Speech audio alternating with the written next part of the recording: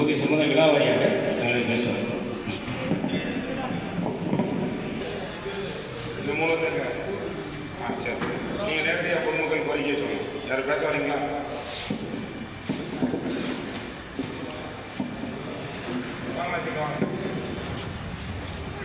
Mayor அவர்களுக்கும் மாமன்ற உறுப்பினர் அவர்களுக்கும் ஆணையர் அவர்களுக்கும் மற்றும் ஏனைய வருகை தந்த அத்துறையின் அவர்களுக்கும் முதற்கட்ட நன்றி என்ற வணக்கத்தை தெரிவித்துக் கொள்கிறேன்.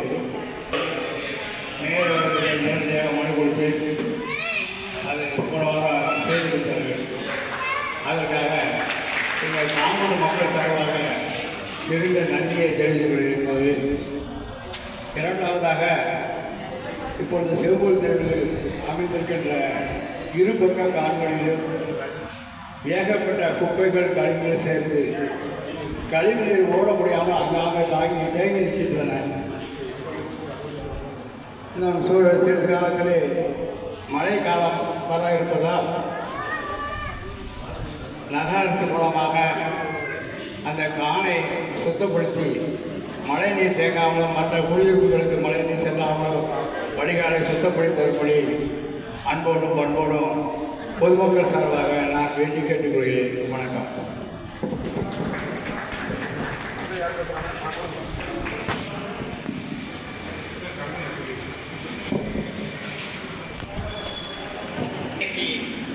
தலைமையிலாக வந்திருக்கும் ஐயா மேயர் அவர்களுக்கும் தூத்துக்குடி மாநகராட்சியின் பொறுப்பை ஏற்றிருக்கும் அம்மா அவர்களுக்கும் முதற்கண் வணக்கத்தை தெரிவித்துக் கொண்டு இந்த நிகழ்ச்சியை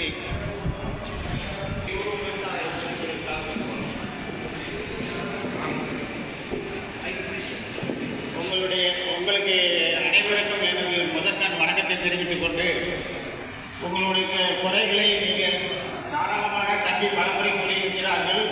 நேரடியாகவோ பல தகவல் மூலமோ நீங்கள் தெரிவித்துக் கொள்ளலாம். அவர்கள் பல வளர்ச்சிப் பணிகளை செய்து தருகிறார்கள். ரொம்ப செலுத்தி அதாவது நிறைய சீர்கேடுகள்லாம் நிறைய நடந்திருந்தது. நானும் நம்ம கவுன்சிலர் சுரேஷில் வந்து சொன்னேன், நம்ம சீர்பிடித்து தருமாறு கேட்டுக்கொண்டேன். மேயரும் நம்ம சைடு வரும்போது அவங்கள்டே சொன்னேன், எங்களது கோரிக்கைகளை ஏற்று உடனே இப்போ அந்த தெப்பகுள பகுதி ஒரு பெரிய பூங்காவாக அமைச்சு கொண்டிருக்கிறார்கள் என்று ரொம்ப நல்ல ஒரு விஷயம். இப்போ அதுக்கான வேலைகள்லாம் நடந்துட்டு இருந்தது. அதே மாதிரி இன்னும் 1 மாதத்தில் அந்த பணிகள்லாம் நிறைவேற்றி மக்கள் நடமாடுகின்ற அளவுக்கு நடைபாதைகள் அதுபோல் பூங்காக்கெல்லாம் அமைத்து தருவதாக மேயர் அவர்கள் உறுதியளித்துள்ளார்கள். அதுபோல் அந்த தண்ணியை கொஞ்சம் க்ளீன் பண்ணி கொடுத்தீங்கன்னா கொஞ்சம் நல்லா இருக்கணும். மேயருக்கு ஒரு சின்ன கோரிக்கை வைக்கின்றேன். நன்றி. மேயர் அவர்களுக்கும் நமது முயற்சி எடுத்த சுரேஷ் கவுன்சிலர் அவர்களுக்கும் நன்றி. தேங்க்யூ.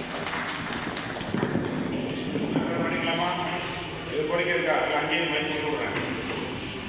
யாரும் பேசணுமா?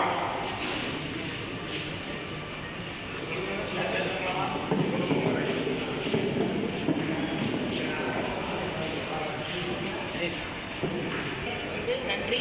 எங்களோட ரகுமத்ராபுரம்ல வந்து முன்னாடி இருந்தது நல்லா இருந்துச்சு. இப்போ உள்ளது நல்லா ரோடெலாம் போட்டு நல்லா மேம்படுத்தி நல்லா கொண்டு வந்து தண்ணி சப்பை நல்லா வரும்.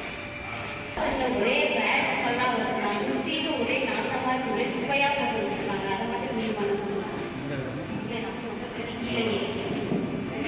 மாமன்ற உறுப்பினர்கள், பொதுமக்கள், பத்திரிகையாளர்கள் அனைவருக்கும் எனது காலை வணக்கம். இந்த பகுதி சபா கூட்டம் வந்து வருஷத்துக்கு 4 தடவை வந்து நடத்துவாங்க. எல்லாருக்கும் தெரிஞ்சிருக்கும். இதில் வந்து நம்ம லோக்கல் கவர்மெண்ட் கார்பரேஷனாக இருக்கட்டும், இல்லை வில்லேஜ் பஞ்சாயத்தாக இருக்கட்டும், எல்லாத்தையுமே பொதுமக்களோட பங்களிப்பும் இருக்கணும் அப்படிங்கிற நோக்கத்தோடு இந்த பகுதி சபா கூட்டம் வந்து நடத்துகிறாங்க. இதில் வந்து பார்த்தீங்கன்னா எல்லாருக்குமே யூஸ்ஃபுல்லாக இருக்கும். ஜியோ போட்டு இந்தியாவிலும் மாற்றிடுவாங்க. தமிழக அமைச்சர் உத்தரவு கணக்கு வருடம் 23 நடத்தியாச்சு, 24, 25 தொடர்ந்து நடத்தி கொண்டே வராங்க. 22 நடத்தியாச்சு. இன்னும் 24 மாநகராட்சி அதிகாரிகள். அப்புறம் இந்த பகுதி சபா நம்பரோட சின்ன ஒரு 5 உறுப்பினர் இருப்பாங்க. அதான் 1000 ஓட்டு கீழே அப்படின்னு பிரிச்சிருக்கோம். 5 மெம்பர் இருப்பாங்க. மெம்பர் அவர்களே, பொதுமக்கள் அவர்களே வணக்கம். தூத்துக்குடி மாநகராட்சி குறிப்பாக நம்ம வார்டை சொல்லிட்டு அடுத்த பகுதிக்கு 39 வார்டு வந்து இருக்கிறதுலே வந்து டிமாண்ட்லேயும், அதாவது வரி கட்டினா தான் நம்ம மற்ற தேவைகள் செய்ய முடியும். இந்த வார்டில் மட்டும் ஒரு 5 கோடி ரூபா வரி விதிக்கப்பட்டுள்ளது. அதுவும் வசூலாகும். தொழில் வரி, ஏன்னா நிறைய கடைகள் இருக்குது. நம்மளோட பஜார் மெயின் WGC ரோடு இதில் தான் இருக்குது. நம்ம 2ஆம் கேட்டு சாலையாக இருக்கட்டும், 3ஆம் கேட்டு வரைக்கும் இருக்குது. தொழில் வரி இருக்குது. இது போக வந்து நம்மளோட சானிடைசர், அதாவது வீடு வீடுக்கு நம்ம குப்பை கலெக்ட் பண்ணுற வரி எல்லாமே மிக சிறப்பாக கேட்டால் அந்த நிர்வாகத்தை நடத்த முடியும். உங்கள் வாயிலாக நம்ம வரியும் கேட்டால் கம்பப்பட்டிருக்குன்னு தெரிஞ்சுக்கிறோம். மற்றும் வந்து வேலையை பொழுது வேலையை பார்த்தா இதுதான் பழைய ரூட்டுகள். இதில் வந்து பார்த்திங்கன்னா 50 வருஷம் முன்னாடி பைப் தான் இருந்தது. அதில் வந்து நிறைய கண்டபேஷன் ஓட்டர் வந்ததுனாங்க. இப்போ உள்ள லெவலில் வந்து 9 அடி கீழே இருக்குது. அது நம்மளால் மழை வந்துட்டுனா யாருமே தூத்துக்குள்ள வந்து கிரவுண்ட் லெவலில் வந்து நல்லா வெயில் அடிக்கிற நேரத்தில் ஏப்ரல் மே ஜூனில் தான் 4 அடி கீழே தண்ணி இருக்கும். மழை நேரத்தில் போனீங்கன்னா வாட்டர் டேபிள் ஏறிடும். ஒரு இடத்துல தண்ணி வந்துடும். நம்ம லீக்கோ கண்டமினேஷன் கிரவுண்ட் லெவலில் கிரவுண்ட் வாட்டர் இறங்குதா இல்லை சானிடைசர் வாட்டர் இறங்குதா கண்டுபிடிக்க முடியாது. அது எல்லாமே மாற்றி நம்ம வந்து இன்றைக்குள்ள தகுந்த மாதிரி எஸ்சி பைப், அதாவது கருப்பு பைப்பு ப்ளூ பைப்புன்னு சொல்லுவோம் நம்மளோட லோக்கல் பாசையில் இருந்தால் அதெல்லாம் மாற்றியாச்சு.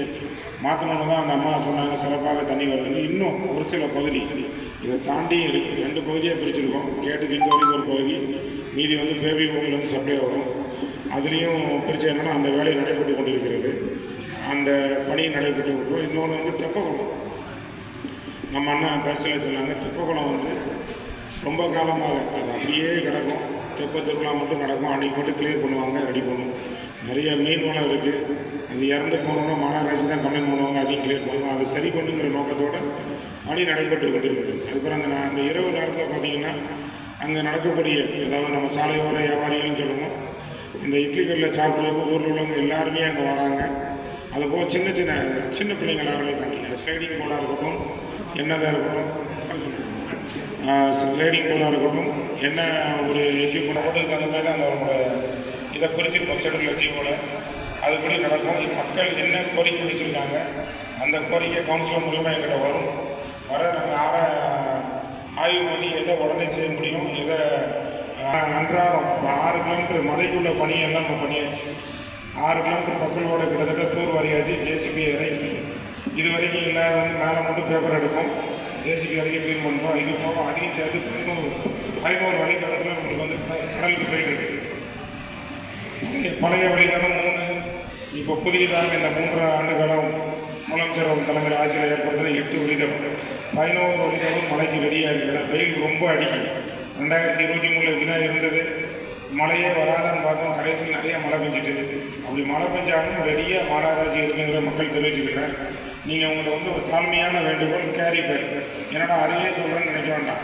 நீங்கள் இந்த குப்பையில் அள்ளி போடுறீங்க அந்த ஓடையில், அது எடுக்க மிகப்பெரிய கஷ்டமாக இருக்குது. அது கடலுக்கு போகுது, அந்த மீனை பிடிச்சி நம்ம தான் சாப்பிட்றோம். கடலுக்கு போகிறோடாமல் தடுத்துறோம்னு வச்சுக்கோங்க, அங்கேருந்து எடுத்துடுறோம். ஓடை ஃபுல்லாக இந்த ஆட்டை வந்து கேரி பேக்கோட அடுத்த ஸ்டேஜ் சிமெண்ட் பேக் இருக்கிற மாதிரி பேக்கில் கட்டி போட்டிருக்காங்க. நாங்கள் டெய்லி 150 வண்டியை வச்சு ஆப்ரேட் பண்ணுறோம். டோர் டு டோர் கலெக்ஷன் பண்ணுறோம். குப்பையை நீங்கள் பிரித்து கொடுக்குற எடுத்து சரியாக கொண்டு போகிறோம். டைம் வரல, பிரச்சனை இருக்குன்னா 4 சோனில் மீட்டிங் நடத்திக்கிட்டு இருக்கோம். நான் வரேன், ஆணையாளர்கள் வராங்க, நம்ம அதிகாரி வராங்க. அதையும் இல்லை உங்களால் அதுக்கும் வந்து வர முடியாது அப்படின்னு சொன்னால் நம்மளோட கால் சென்டர் நம்பர் இருக்குது, 1-7ன்னு ஆரம்பிக்கிறது. அதில் நீங்கள் பதிவு பண்ணால் உடனே தெரியும். அதில் வந்து ஆய்வு பண்ணுவாங்க ஆணையாளர்கள். உடனே எந்த இடத்துல அந்த பிரச்சனை இருக்குது, குப்பை வண்டி வரலையா நீங்களே கண்டுபிடிச்சிடலாம். தெரு நாய் தொல்லை நம்ம முன்னாடி 2 மாதம் முன்னாடி இருக்குன்னு சொன்னீங்க. இப்போ அது எவ்வளோ கட்டுப்படுத்தப்பட்டிருக்கு. ஏன்னா அந்தந்த ஏரியாவில் போய் நம்ம ஊசி போடுறதுக்கு ரெடி பண்ணணும். போட்டதில் கட்டுப்படுத்தலுக்கு இன்னும் மேற்கொண்டு இருந்ததுன்னா அந்த தகவலும் சொல்லலாம். கால்நடை தெருவில் அலைகிற கால்நடை மாடையும் பிடிச்சி அடைக்கிற செட்டு வச்சுருக்கோம். வீட்டுக்கு ஒரு மரம் வாங்க, கேரி பேக் உங்கள்கிட்ட இருந்து மட்டும் தான் ஒழிக்க முடியும். மார்க்கெட்டோ சின்ன சாலையோர வியாபாரியோட கேரி பேக் யூஸ் பண்ண வேண்டாம்னு அறிவுறுத்தணும். இருந்தாலும் நீங்கள் வாங்க வேண்டாம். தூய்மையான மாநகராட்சி, அதாவது சுகாதாரமானது. நம்ம பார்த்தீங்கன்னா நல்ல மரம், காற்று, சைடில் உள்ள எண்டு ரோடு போடுற பல்வேறு கட்டங்களாக முன்னேறி கொண்டு இருக்கிறது. அது நம்மளுக்கு வந்து முத்துநகர் பீச்சு, அது வந்து எல்லாத்துக்கும் நம்மளோட என்டர்டெயின்மெண்ட்டே அதான் தூத்துக்குடியில் இடையே கிடையாது. ஆர்பார் பீச்சுக்கு உங்களுக்கு என்ன தெரியும், நான் சொன்ன மாதிரி 8 கோடிக்கு வேலை ஏற்பட்டாலும் அது பொங்கலுக்கு பயன்பாட்டுக்கு வந்துடும். உடல் ஆரோக்கியத்துக்கு பழைய தூத்துக்குள்ளனா வந்து எங்கேயும் கிரவுண்டு போட முடியலைங்கிறாங்க. அதனால் நம்ம அவங்களுக்கு தகுந்த சின்ன முதியோர் பார்க், ஒரு 10 சென்ட் 15 சென்டாக இருந்தால் முதியோர் பார்க் ஆகிக்கிட்டு இருக்கோம். அதான் நம்ம வந்து பேட்டி சர்ச்சுக்கு ஆப்போசிட்டில் உள்ளது. அந்த பீச் ரோட்டோட ஆஸ் மெமோரியலில் மாத்திரம் பீச் ரோட்டில் இன்னொரு எக்ஸ்ட்ரா வாக்கிங் ட்ராக். ஏன்னா உடல் ஆரோக்கியம் வேணும். உடல் ஆரோக்கியம் இருந்தால் தான் மன தைரியம் வரும். வந்தால் தான் எதையும் சாதிக்கலாம். ஏன்னா இந்த போட்டி நிறைந்த உலகத்தில் சொல்கிறேன். இது நிறைய கட்டங்களாக வருது. நம்மளோட மாநகராட்சி பேணி காத்து எல்லாத்துக்கும் பங்கு இருக்குன்னு தெரிஞ்சு சொல்கிறேன். பகுதி சபாவில் ஆங்காங்கே நடந்திருக்கும். உங்கள் மூலிமா சொல்லியிருக்கிற எல்லா மக்களுக்கெல்லாம் கேரி பேக்கை ஒழிப்போம். நம்ம மாநகராட்சி அடுத்த கருத்துக்கு எடுத்துக்கொண்டு கூறி இந்த வாய்ப்பு வழங்கிய அனைத்து இந்த ஏரியா பகுதி சபா மக்களுக்கு நன்றி கூறி விடுகிறது. நன்றி வணக்கம். சபா படத்திற்கு வரைபெறுந்த மாண்புக்கும் மேயர்களுக்கும் மற்றும் மாநகராட்சி ஆணையர்கள் மற்றும் துணை மேயர்களுக்கும் பகுதி உறுப்பினர்கள் மற்றும் மாவட்ட உறுப்பினர்களுக்கும் மற்றும் பத்திரிகை ஊடக நண்பர்கள் அனைத்து பொதுமக்களுக்கும் தங்கள் குறைகளை தெரிவித்து வந்திருக்கிற பொதுமக்களுக்கும் 2006-2008 காலகட்டங்களில் வந்து நான் அந்த கிழக்கு பகுதி வேலை செய்யும்போது ஒரு 236 பெட்டிஷன்ஸ். அப்போ வந்து ஆப்பு கிடையாது, கிரிவன்ஸ்லாம் வந்து மாநகராட்சி சந்திச்சு கொடுக்கணும், உறுப்பினர்களை சந்திச்சு கொடுப்பாங்க. இந்த மாதிரி ஒரு 236 பெட்டிஷனுக்கு வந்து பேப்பரில் வந்து இப்படி பெட்டிஷன் பேப்பராக மனுவாக கொடுத்துருப்பாங்க. அதை இங்கே வந்து சால்வ் பண்ணி கொடுத்தோம். அது அந்த இப்போ வந்து டெக்னாலஜி வளர்ந்துட்டு நேரடியாக வந்து நீங்கள் உறுப்பினரை பார்க்குறீங்க, அதுக்கப்புறம் மேயர் இருக்காங்க, கமிஷனர் எல்லோரும் சந்திச்சு வந்து இந்த குறைகள் இருக்காங்க. சாதாரண குறைகள் வந்து எல்லா குறைகளும் இந்த பகுதி சபை வந்து இன்னும் வந்து மக்களிடத்தில் போய் வந்து இருக்கக்கூடிய தேவைகளை புரிஞ்சு செய்யணும், அரசு அதிகாரிகள் உள்ளே போகணும் அப்படின்னு சொல்லிட்டு அந்த இந்த பகுதி சபை வந்து தமிழக அரசு வந்து சீரிய முறை நடத்திக்கிறாங்க. வருஷத்துக்கு 4 தான் நடத்துகிறாங்க. இதுவரை நம்ம 39 கிட்டத்தட்ட 26 மனுக்கள் வந்து பெறப்பட்டு இந்த காலகட்டங்களில் வந்து முடிக்கப்பட்டுள்ளது. அதில் வந்து உடனடியாக சரி செய்ய வேண்டிய கொசு கடி பிரச்சனை, நாய்கள் பிரச்சனை, குப்பை எடுக்கிறது, ட்ரெயின் இந்த கம்ப்ளைண்ட் போக லாங் டேர்ம் ப்ராசஸ் வந்து ரேஷன் கடை ரொம்ப நாளாக வந்து கோரிக்கை வச்சுக்கிட்டே இருந்தாங்க. அந்த ரேஷன் கடை பிரச்சனை அப்புறம் தெப்பக்குளம் சொத்துக்கு வந்து சரி செய்ய வந்து கோரிக்கை வச்சுருந்தாங்க. இந்த 2 கோரிக்கையும் மாண்பு மேயர் அவர்கள் வந்து சீரி முயற்சி எடுத்து துணை எல்லாம் செஞ்சு கொடுக்குறாங்க. அவங்களுக்கு நம்முடைய 39 வார்டு பகுதி சார்பாக மிகுந்த நன்றியையும் வாழ்த்துக்களை நன்றி வணக்கம்.